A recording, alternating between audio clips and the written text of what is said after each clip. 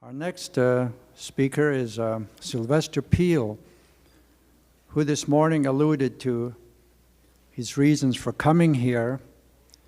His own people, the Haida folk, are having a celebration down in Masset, to which his family is directly connected, and he certainly should have been there, but he chose to be with his other brothers and sisters, and we appreciate his decision.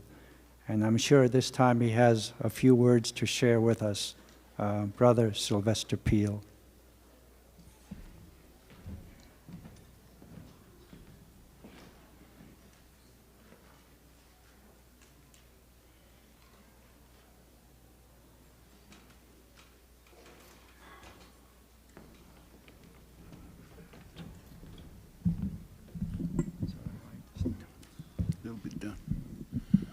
That's good. Fine. Thank you, Walter. I spoke this morning to bring greetings to you folks from your friends and relatives at Heidelberg. I was on the program committee for the Sealaska Heritage Foundation for the last several months in planning this celebration. It's indeed an honor to serve on that committee. It was an honor to serve with men of great wisdom like Mr. Hammond, Mr. Henry, and other younger and older people on that committee.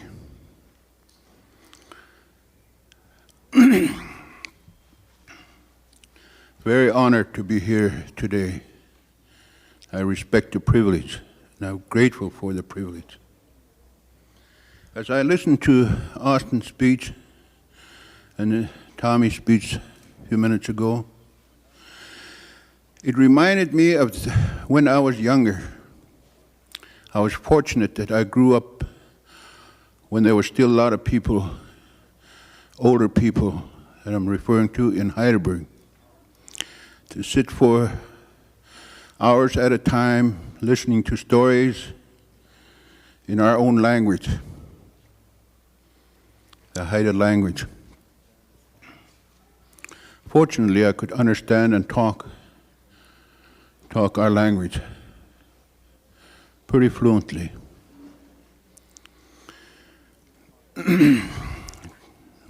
One of the things Austin referred to was your relationship to each other. In my own family,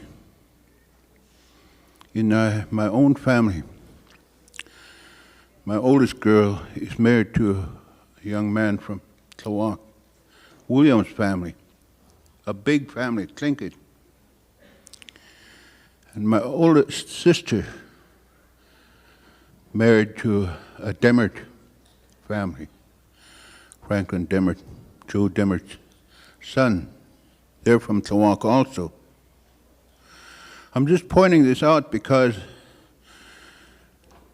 the previous speakers spoke about loving each other. So how much more could we love each other than what I'm saying now? I talked in our meeting here several weeks ago, pointing these things out, because some of us are unaware of our relationship one to another.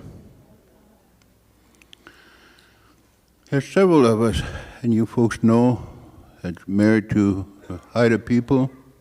Some of our Haida people know, married to people from the north, you Tlingit people. My wife, Frida, is half Tsimshian. Her father was Tsimshian. So you see, we're all tied in together one way or another. Almost in every town you see some relatives, Tlingits and Tsimshians. And I'm very proud of that fact. Very grateful. Just a few years ago, two of my cousins were building a canoe across our village. They're building it over at Sakwan. Sakwan is a Tlingit name. Little village situated across Heidelberg. They worked on that canoe for several months. And when the canoe was finally finished, a beautiful day, their family wanted to give an imitation of a potlatch, what they used to do years ago. And the grandmother's name was Tink. She's from Cake. They had planned a nice potlatch, a good one. Everybody in Heidelberg contributed food, other things to the potlatch. Made a copying something that happened years ago. It was a beautiful day, and the tide was out, and everybody was invited in town. So everybody got down on the beach there alongside the creek with the food for the celebration. Everybody dressed in their dance regalia, blankets, and hats, so forth. It was a beautiful sight. Put a little lump in my throat to see this, as I thought it was something forgotten by our people.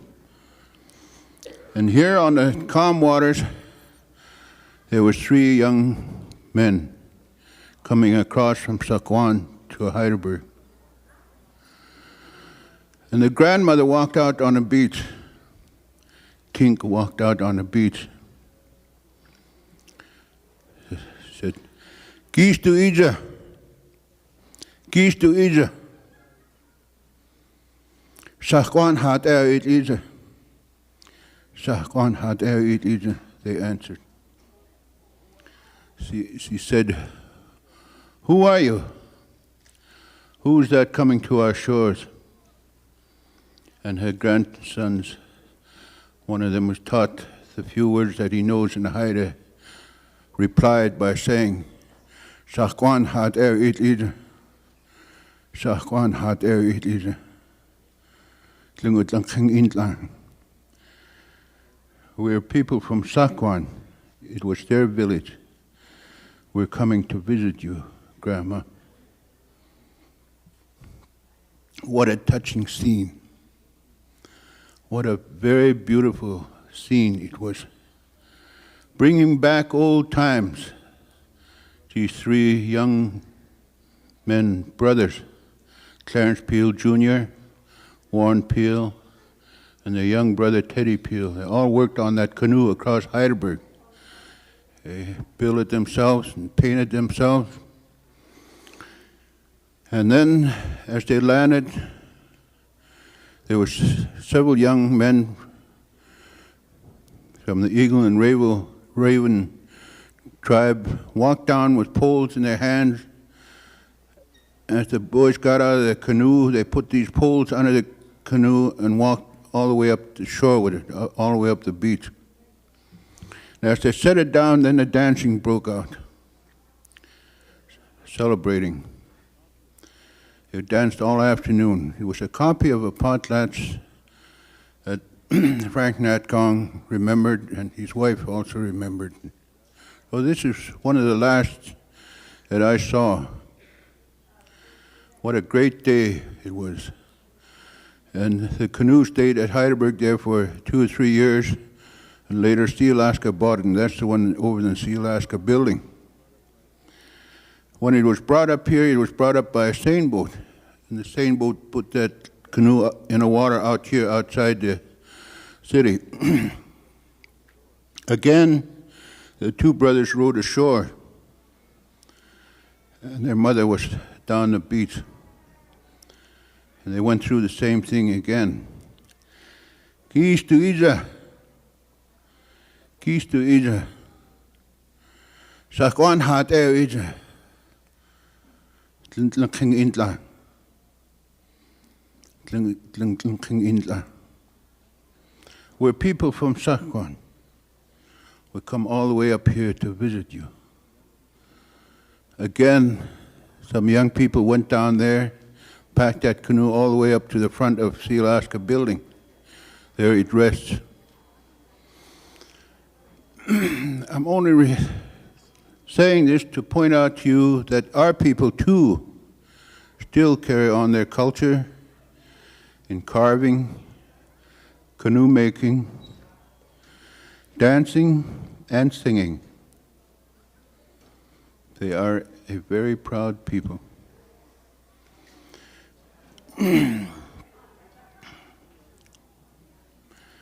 I think of many other things that happened in my short lifetime down there.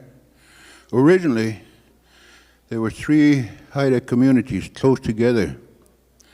One at south end of Prince of Wales Island, Tlingit, and then over on Long Island was Hokan, and then right across Heidelberg now was Sakwan. It was that way until 1911. The leaders of those 3 communities had a meeting and decided to look for a place to live together. So they picked the present site now, which is Heidelberg. They had a foresight to bring us all together. Now we live in one community. What used to be about 1,500, 2,000 people now only number about 350. Only about 350. But yet we cling to our own ways, trying to preserve our culture like the rest of the people in southeastern Alaska. And need words of encouragement from other people. Seems odd that when I come home and tell them of what I saw here, they take it too lightly. So in planning this meeting, this doing here today, I thought what a beautiful thing it would be for somebody else outside of myself to go to Heidelberg and express to them the need to carry on their culture in dancing and singing, although maybe they don't have to be told, but yet it always helps for somebody else to come to you and give you a pep talk. It seems to give the people an inspiration. I'm very grateful for the Sealaska Heritage Foundation people to choose me to represent our Haida people from Heidelberg.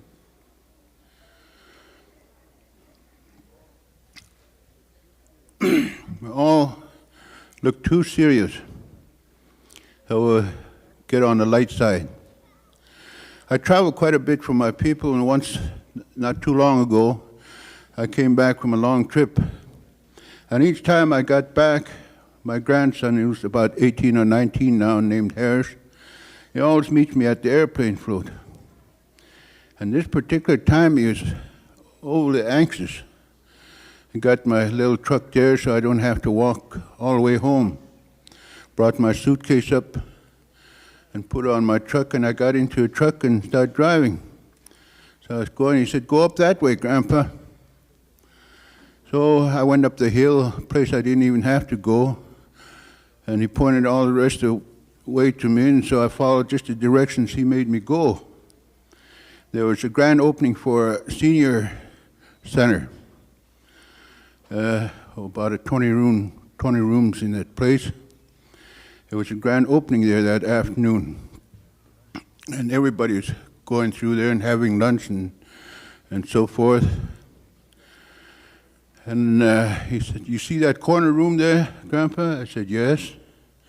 He said, "I picked that room for you." He was very anxious for me to get into that place, although I have a nice place to live already. So we went home, we drove home, and before we got out of the car, I asked him, "Harris, why did you say that to me up there, "Why did you make me drive over there and say you picked that room for me?" She said, "Because after you left, I heard Mom and Chris saying we're going to move Grandpa up to that place there, the senior haven, they call it." I said, "Are you sure?" He said, "Yes. Every time you leave," he calls his grandma mother. He said, "Mom always threatening to move you up to the senior center." I didn't know this old age crept up that fast, but I retired in April, and I think that he hit the spot that time. He had just, I come in the house, and I said, "What's the matter, Mom?" I said, "Harris was telling on you. He said you planned to move me out of the house and up to the senior center." Looked at Harris, and the Harris ducked out the door. So I thought it was worth a laugh. "Why don't you..."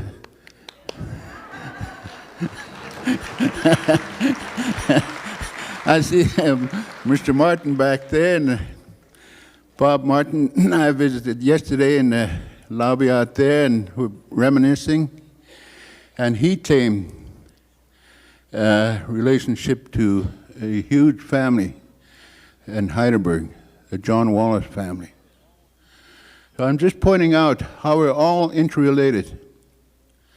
Haidas to Tlingits, Tsimshians. So the theme that we had for this get-together here this week was most fitting: sharing our tribal children's love.